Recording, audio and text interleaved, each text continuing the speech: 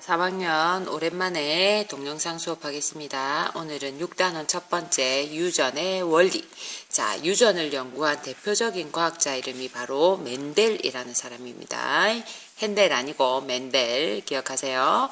자, 멘델이 유전의 연구를 했는데 이 사람입니다. 누굴 좀 닮은 것 같기도 하고. 자, 자손이 부모의 형질을 담는 현상을 유전이라고 한다 했는데, 여기서 형질이 뭐냐? 이 유전이라는 연구 속에는 굉장히 용어가 많이 나옵니다. 일단 용어 정리를 좀 해볼게요. 자, 여기서 형질이라는 것은 여러분이 그냥 키가 크다, 쌍꺼풀이 있다, 이런 거. 즉, 생물이 지닌 여러 가지 모양이나 성질, 기능을 통틀어서 형질이라고 합니다. 키가 크다. 아까 말한 것처럼 머리가 곱슬머리다. 혈액형이 A형이다. 이런 것들 모두 그 생물의 모양이나 성질, 기능들을 통틀어서 형질이라고 하는데, 뚜렷하게 서로 대비되는 것을 대립형질이라고 불러요. 예를 들면 쌍꺼풀이 있다의 대립형질은 뭐겠어요? 민재?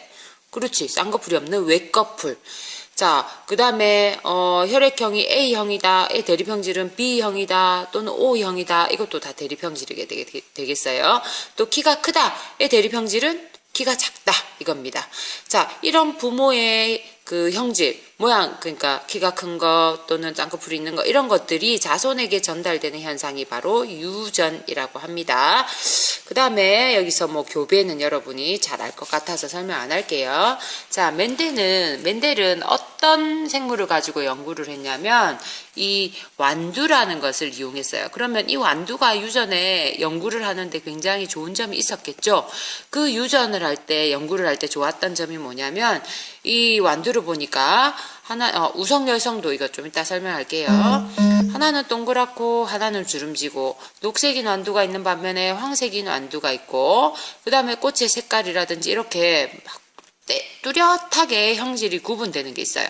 자, 이 두 가지의 관계를 뭐라 그런다 그랬죠? 둥근 것과 주름지다, 황색의 반대는 녹색이다, 이런 관계를 체린이 그렇지. 대립형질이라고 한다 그랬어요.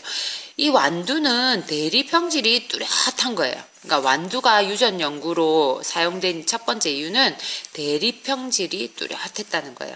그리고 연구를 하려면 유전이라는 건 자손에게 전달돼야 되는데, 자손에게 전달되는 시간이 10년, 20년 걸리면 유전 연구하기가 어렵겠죠. 근데 이 완두는 키우는 시간이, 생육 기간이 짧아서 단시간에 여러 세대를 관찰할 수 있습니다. 그런데다가 재배하기도 쉬웠고요. 또 손쉽게 구할 수도 있고, 많은 자손을 만들어내기 때문에 유전 현상을 연구하기 위한 재료로 아주 적합했답니다. 자, 그 다음에 이 우성이라는 것은 뭐냐면, 똘똘한 게 우성이 아니고, 우성이라는 것은 순종의 어버이를, 참 어렵다 그죠? 그러니까 두 가지 생물을 이제 교배를 시킬 때 아빠 완두, 엄마 완두 있어야 될 거 아니에요? 자, 이 완두를 교배했을 때 둥근 것과 둥근 것을 교배해서 둥근 게 계속 둥근 게 나온다. 이러면 이게 순종인 거예요. 그런데 주름진 것과 주름진 완두를 교배를 계속 했더니 주름진 게 나왔다. 이거면 순종인 거예요. 자, 우성열성 하다가 선생님이 순종으로 가버렸다, 그지? 순종의 이 계속 둥근 게 나왔던 이게 순종인데, 순종의 둥근 완두와 순종의 주름진 완두를 교배했을 때, 이게 어버이라고 해서 페어런츠라고 말합니다. 어버이. 그리고 이 어버이가 낳은 첫 번째 자손을, 이건 순종. 첫 번째 자손은 이제 잡종이라 그래요. 둥근 것과 주름진 게 섞였잖아요. 그러면 이게 반은 둥글고 반은 주름진 게 나오느냐? 그게 아니고, 여기서 모두 둥근 게 나왔어요.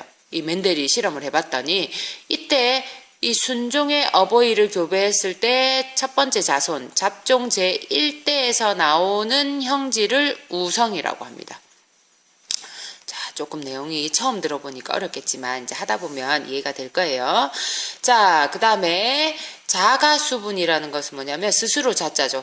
꽃에서 식물이 있으면 이 꽃에서 자기 꽃에 있는 암술과 자기 꽃에 있는 수술을 교배시키는 게 자가수분이에요. 수분은 꽃가루가 암술머리에 붙는 현상을 말하죠. 그래서 같은 꽃에서 암술과 수술이 만나면 자가수분.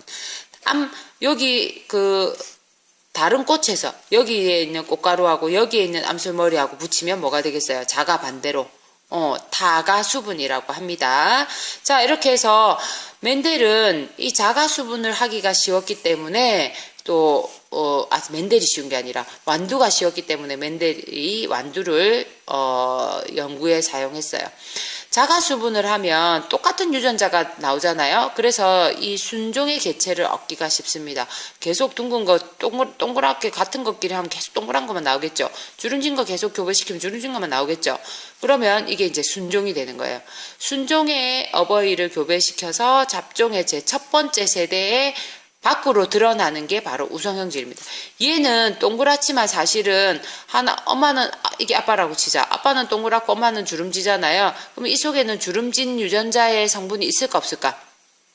그렇지, 얘는 있어. 있기 때문에 얘가 잡종인 거야. 순종이 아니고. 자, 그렇지만 겉으로는 표가 안 났잖아. 예를 들어서 예쁜 엄마와 못생긴 아빠가 결혼했는데 자식이 굉장히 예뻐. 엄마만 닮았지. 그런데 아빠의 못생긴 게 유전자가 이 안에 있을까 없을까? 그렇지, 있단 말이지. 그래서 이 자손을 낳았을 때 이 자손은 더럽게 못생길 수도 있단 말이지. 그러면 요 밖으로 표현되었던 이 형질을 바로 우성이라고 한다는 거지. 예를 들면 쌍꺼풀이 있는 사람과 없는 사람이 결혼을 해서 자식을 낳았어. 근데 이게 쌍꺼풀이 있단 말이야. 이게 바로 우성이 되는 거예요.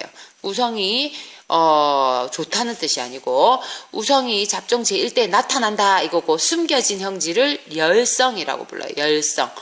자, 이 숨겨진 형질은 다음 때에서 나타나게 돼 있어요. 그래서 나는 엄마 아빠는 너무 못생겼는데 나는 예쁘다고 그럴 리는 거의 없겠지만, 자, 그 다음 때에서 나타날 수가 있다는 거예요. 자, 오늘은 여기까지 해봅시다.